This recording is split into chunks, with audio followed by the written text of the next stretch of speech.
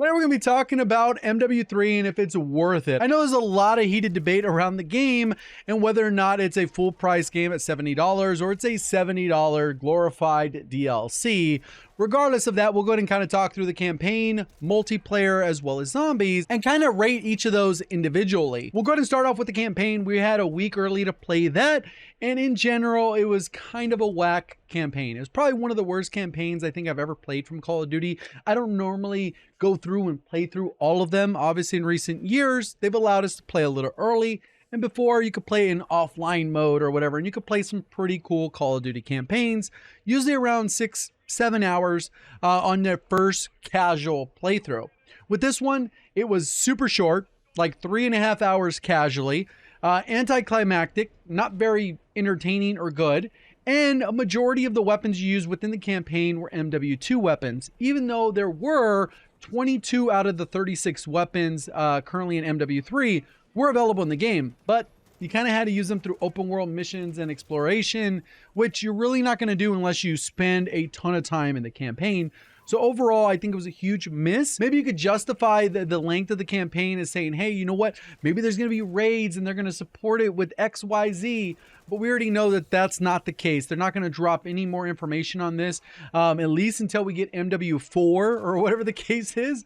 This is kind of as far as it goes. So I think it's kind of a rough campaign. Would not buy the game for this if that is the sole thing that you're looking for. When it comes to the multiplayer experience, I think it's significantly better. Obviously, it comes with 16 remade maps. And that's good in some ways and bad in others.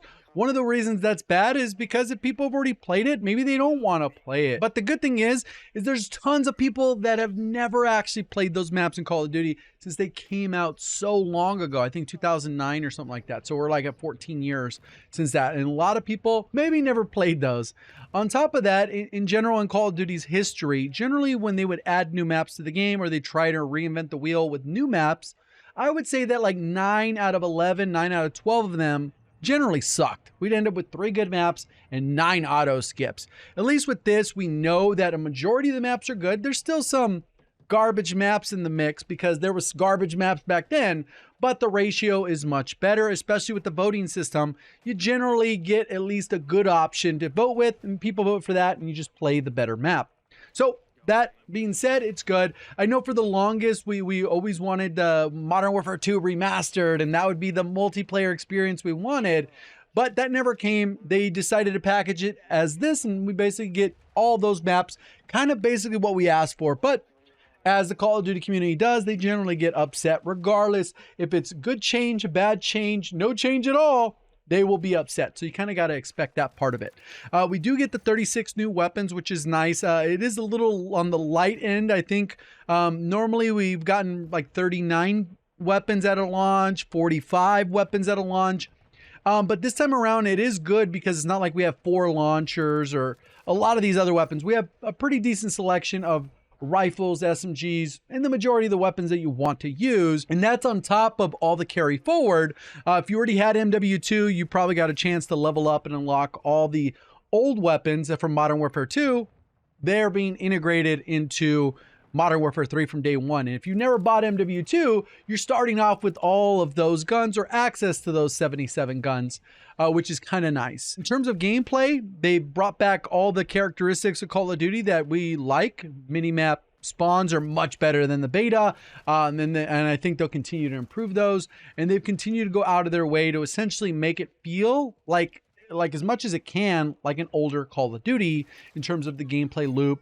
The modified gear, which essentially creates a kind of modified pick 10 system that I think that originally wanted to go for, but IW kind of vetoed the idea. So we're stuck with this gear system, which I don't think is all that bad. It does add a little bit of variety. Continuing in that, I think it was interesting that they were going to bring back war as a game mode. I thought it was a pretty solid mode during World War II. I know it was back in World at War or something like that. This plays differently. This one's more like the World War II version, which was pretty solid. No streaks, gun on gun action, a little bit faster pace, and I think they found a way to actually make it better. So them bringing that in the mix is pretty solid. The armory system is kind of a joke. It's a new system that you have to reach level 25, and then you're able to utilize that system doing daily challenges, wins, or some kind of contracts within zombies, and that'll allow you to progress the armory based off of that. But if you're a solo player and you're not winning very much, it could be a little bit of a slower progression. And on top of all that, another part that's really bad is you should get it at level 1. Because by the time you unlock it at 25, there's no way that you can unlock everything by the time you hit level 55. So I think they should have just done it at level 1. That's not going to progress any faster, and people would unlock things a little bit better. But they didn't do that. They went with level 25. So you kind of like gate kept on a lot of content, whereas hitting level 55, you would have got everything in the past. So I'm not a fan of that change. I already did a full video talking a little bit more on the nuances of that. The camos that they've added look really good. I think they're very straightforward. There's only a total of 80 long shots across all the weapons in the entire game. 80 long shots, and it's among 4 weapons. 2 of them have 15 each, and 2 of them have 25 each. And that's it. That's the total of all the camos you need for long shots, which also help to speed up the gameplay loop a little bit. A lot of people, when they're doing camo challenges, when you need like 100 of them, people are posted up on one lane, not moving. It leads to extra campy gameplay. But along with the new launch is always a hefty list of bugs. I think they are keeping it up to date on the Trello board. There's some camos that are bugged where they just don't track properly. There's certain challenges that are bugged. The tag sprint somehow got reverted to the beta one weekend. They're already on top of it though. They're like, hey, we're fixing it. So I believe they're going to fix it. And they've been really proactive about getting on top of the issues right as they're popping up. So I would try to pay attention to the Trello board if you're interested in seeing kind of where the game's at. But overall, I think it's a pretty solid package of multiplayer.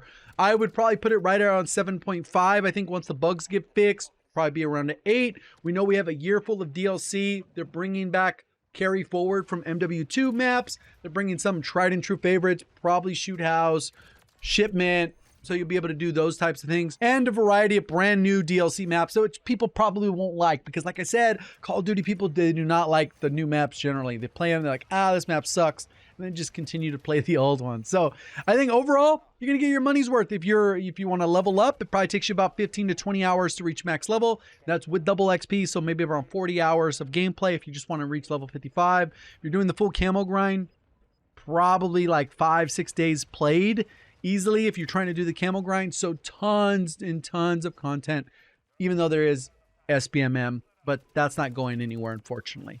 That brings us to zombies, and this is probably my favorite part of the entire package, surprisingly. I knew I'd like it. I got to play it early back in August. It really gave me the Outbreak vibes, and with a little bit of a sprinkling of DMZ. And I think that's what they managed to accomplish there. And I think it's only going to get better. I've already completed Act 1. I've already completed Act 2. And I'm already working through Act 3. So I've already done a lot of the content. Basically no life in the game. So I got very good understanding of how the gameplay loop works, how the fast leveling works. A lot of people are doing videos on that, myself included, that you can farm the exfils to level up your camo, level up your guns faster to start unlocking your camos, which is pretty nice. It does kind of suck that there's no Easter eggs really at launch, but they said that they plan to have them at some point, so I don't know what that's going to look like. It is not round based, so if you have the expectation of that, it's kind of, I could see how that puts a damper on it. There is a time limit of about 1 hour per match, which I know that that's also kind of a con of some people, but there's a lot of progression and carry forward into the next match. You can get these schematics, all these other systems in place so that you can start a match with a pack 3 weapon, not common, but you could, and all of your 9 perks or whatever the case is. Because I was streaming it and people were like, hey, I just walked away, I went to the restroom, came back, and you got like 4 perks and your pack up, what happened? And it was like, we carried it forward.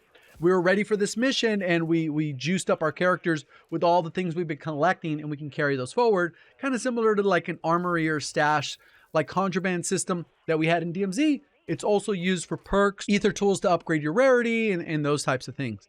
I think the mission's straightforward. The story's not overly complex. We've had 2 cutscenes up until this point. We'll get a 3rd cutscene. I think the final reward is insanely good, which you'll have to see that once I unlock that. I think the camos also look good, and they went in and they added camos for all the MWIII weapons. So you have over 100 weapons that you can grind camos on if you really wanted to do that. Gives you early access to Urzikstan, which is another huge W. And this is the map we're going to play the Battle Royale on when Warzone has the integration, the start of Season 1, sometime in December. We're thinking 5th or 12th, wherever you want to find yourself there. They have this cool system. It works for solos or in a party. You can actually get the Hellhounds as companions, and you can have like the dog follow you around. If you get down, it'll revive you.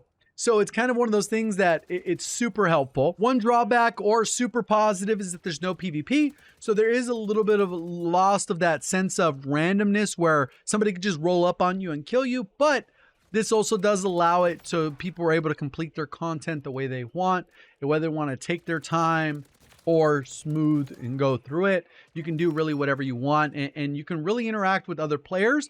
And for the most part, if I don't want to interact with other players, I generally don't even run into other players. If I do, it's super easy to see where they're out on the map. I think obviously there could be improvements to it, some quality of life stuff, like a zombie kill tracker, how many you killed, the same way you could check the scoreboard in every zombies before this. I think it should definitely be there. And I think that even becomes more important when you're trying to do your zombie camo challenges, like how many have I killed? Has it been 100? Has it been 5,000? Obviously, those are dramatically different. I think they could do some other things, maybe drop extra armor, plates, whatever, maybe up the reward rates on some of the things. I don't know. I'm having a lot of fun with it. I would say probably right around a 7.75. I think right before I thought it was going to come out, I put it around a 7.5. But some of the little things they've sprinkled in there do impress me, and I like the direction where it's going and where it could go. Obviously, if you're a ramp enjoyer, they might add something down the road. I wouldn't bank on it, but I'm pretty sure next year is Treyarch's Call of Duty, and they will 100% have round-based zombies. So this could be like a filler year for you. There really hasn't been a lot of zombies content. So that's kind of my thoughts on the game. I'd probably put it right around a 7.5 at the moment. Obviously, campaign weighs it down a little bit, but it's only 3 hours and boom, you're done. So I don't put too much weight in there. Whether it's worth $70 to you, I don't know what $70 is worth to you. I think I'm going to have probably 200 hours played on this game relatively quickly between camos, leveling, campaign, multiplayer zombies. I'm going to get my money's worth. Whether you do or not, $70, that's me going to the movies and getting some popcorn and some candy with me, my son, and maybe my brother or something like that. And we're already tapped out on $70. So it really is depending on what you want. Let me know. What are your thoughts down in the comment section below? Appreciate all the support. Thank you for watching as always. Have a great day.